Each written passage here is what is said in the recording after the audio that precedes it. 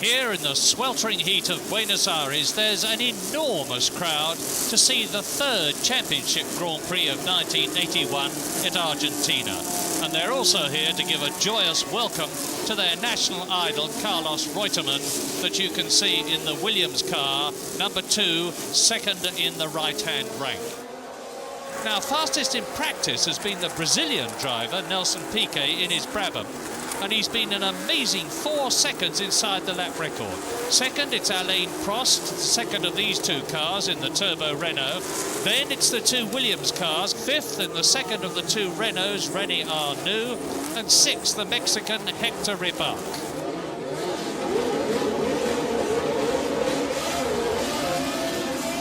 And Alan Jones has got a flyer. Alan Jones, number 1, the world champion in the Williams, looks as though he's nosing ahead of Nelson Piquet as they go up to the first right-hander, the Recta Principal, which leads into a left-hand bend and then into the long Recta del Fondo straight. And that in turn leads into the curve on, a flat-out fifth gear, double 180-degree right-hander, and it's Alan Jones in the Williams leading Nelson Piquet in the Brabham. The world champion leads. Piquet right with him already.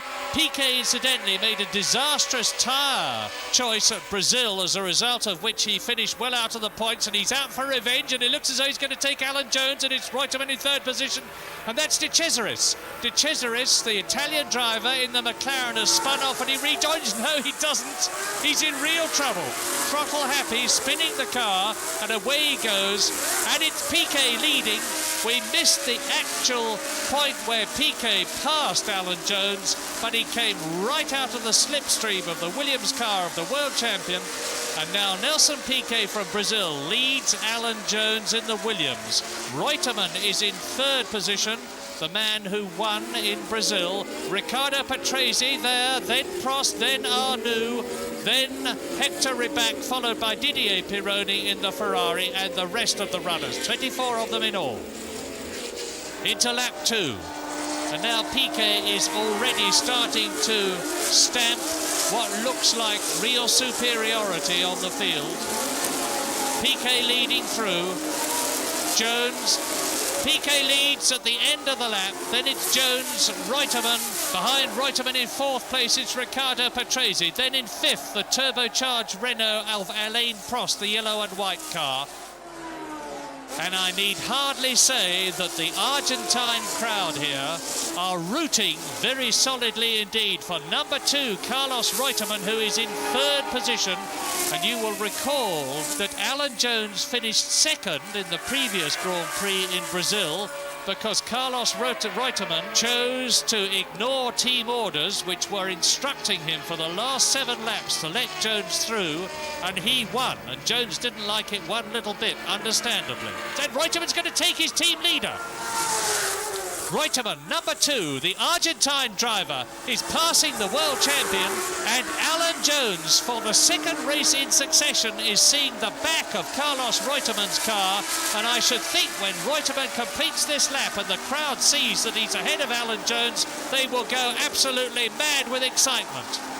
A great swelling roar of approval bursts from thousands of Argentinian throats as they see their national hero, Carlos Reutemann, going through.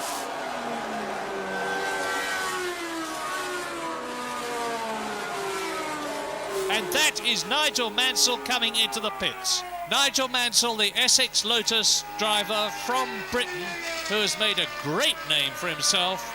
And now there's another one of the turbocharged Ferraris of Didier Pironi, has followed Nigel Mansell into the pits. And Alain Prost is now ahead of Alan Jones. Alain Prost, the young Frenchman in the Renault, has moved up behind Carlos Reutemann into third place, displacing Jones, who goes down to fourth. And behind Jones in fifth position is Hector Ribark. And that looks like Ribark Rybak has got ahead of Alan Jones, and Rybak looks to me as though, having got past Alan Jones, he's starting to close up on Prost, and this is quite incredible. Frankly, he is not an absolute top-line Grand Prix World Championship standard driver. He's bought his way into the Brabham team. He's a very good driver, but he's not that brilliant. And he goes straight past Alain Prost with a superb outbraking manoeuvre, and Rybak is driving the race of his life, and I take it all back. That was a superb bit of driving, and now he's after Reutemann. It does not seem to me conceivable that Hector Rybak can catch Carlos Reutemann. The leader, Piquet, is well away. He's about 20 seconds ahead of this battle, but this is the excitement with Prost fourth in the background. Reutemann second, number 6, Hector Rybak gaining on him. Rybak at the back versus Reutemann in the front, battling for second position. And Rybak is drafting Reutemann. He's come out of his slipstream and he just goes straight past.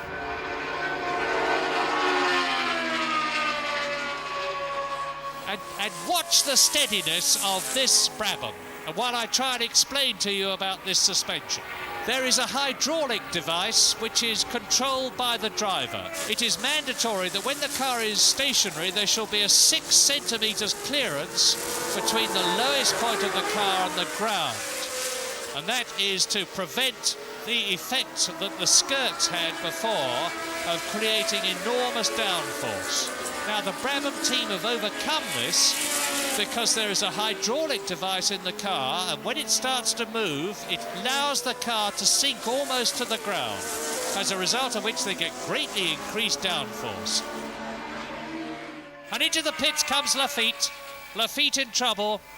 I don't know what it is, but he's getting out of the car, so whatever the problem is, it's terminal as far as the motor car is concerned. Behind Alan Jones is the Renault of René Arnoux. Behind René Arnoux is John Watson, the Ulsterman, the man from Northern Ireland. John Watson in the Marlboro McLaren car, who has really come back onto form this year. There he is in the very distinctive red and white car in 7th place, gaining definitely on René Arnoux in the turbocharged Renault. That's great stuff. There's Alan Jones, the world champion. Now, that's significant. The crowd is gesticulating. Listen! The crowd's roaring. Something's happened. The crowd knows something that Reutemann doesn't. That's a sign. And when a South American crowd does that, it means they're urging... There's the answer. They've been urging Reutemann on because Hector Rybak, the man who was in second, is out of the race. I don't know what the trouble is, but you can see for yourself that number 6, Hector Rybak, is out of the running. So number 2 there, Carlos Reutemann, to the delight and the undisguised joy of his Argentinian countryman, is up into second position with only Nelson Piquet between him and the thing that every Argentine person here will be dreaming of, a win for Reutemann. Oh, that is John Watson, who had fought his way up to 6th position. And he, like several of the other drivers that we've seen, has obviously got trouble, comes into the pits, and he will already have lost his 6th position.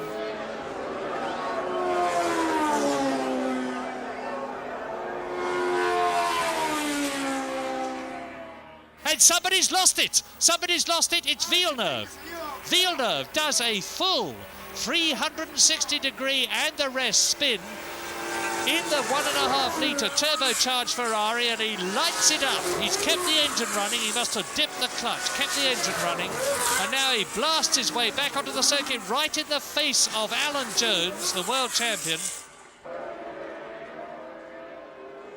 Good news for Nelson Piquet, the fact that he's almost home, on his way to his 4th Grand Prix victory in his career. Into the long, swinging second gear right-hander. The crowd is waving. The checkered flag goes out, and Nelson Piquet wins the 1981 to the delight of his team, his mechanics. Carlos Reutemann will get 6 points, and that will put him into the lead in the World Championship, and the crowd knows it and they love it. Watch them. Listen to them. Another Argentine roar, which makes any football crowd sound like a mouse, I can tell you. That is fantastic. Carlos Reutemann finishes in second place. That's the end of the races away from Europe until the end of the season. And in 3 weeks' time, we move to the first European Grand Prix at San Marino.